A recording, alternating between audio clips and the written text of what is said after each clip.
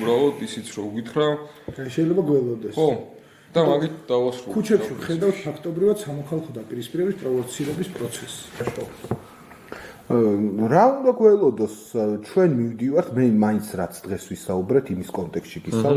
გიპასუხებთ ახლა თქვენ კითხვაზე ბევრნაირი პასუხის გაწევა შემიძლია მიფიქრია ამ საკითხზე მაგრამ აი ჩვენი საუბრის თემიდან რომ უპასუხოთ ჩვენ მივდივართ აი ცით როგორი სისტემისკენ ეს არსებობდა თქვათ გერმანიის დემოკრატიულ რესპუბლიკაში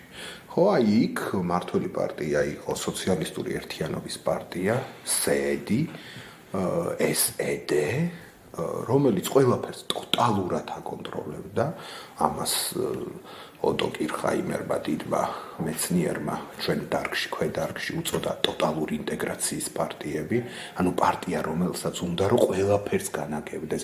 ბავშვი როგორ მიიღებს განათლებას სექსუალური ცხოვრება როგორ ექნება პატიოს ან მოქალაქეს ასეში ყველაფერი ნუ ტოტალიტარიზმი ხო ტოტალიტარული ხო და ამ ტოტალიტარიზმის ინსტრუმენტად იყო ქცეული მაგრამ ნახეთ გვერდით ყავდა მას გერმანიის ფედერაციული რესპუბლიკა რომელიც იყო მრავალპარტიული დემოკრატია ხო კაპიტალისტური სისტემა ლიბერალური დემოკრატიით ხო მასთან იყო კონკურენციაში შესული ამიტომ ესე მთლიანად რაღაცა საბჭოთა კავშირში როგორც სისტემაც იყო ისეც ვერ დაამყარებდა ამიტომ აი ამ SED-მ სოციალისტიში Einheitspartei შექმნა როგორი სისტემა ხო ესე იგი ფსევდო პლურალურობა ფსევდო მრავალფეროვნება შექმნა თავისი პარლამენტი რომელსაც არანაირი ფუნქცია არ ჰქონდა ცეკა წვეთდა ყველაფერს და ამ პარლამენტში წარმოდგენილნი იყვნენ ყველანი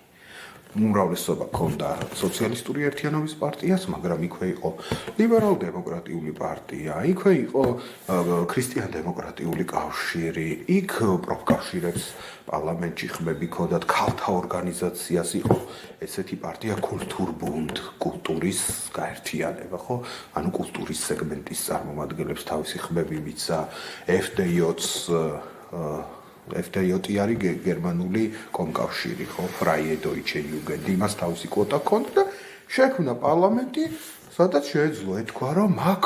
დასავლეთში რა პარტიებიც არიან, ისინიც წარმოდგენილნი არიან პარლამენტში. და აი ეს პროფესიული ჯგუფებიც კი არა ასაკობრივი პროფესიული გენდერული ჯგუფებიც კი სარკისებრად მაგ პარლამენტზე ასახული.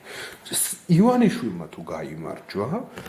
აი ამ დაპირისპირებაში ჩვენ დაახლოებით ესეთ ვითარებას მივიღებთ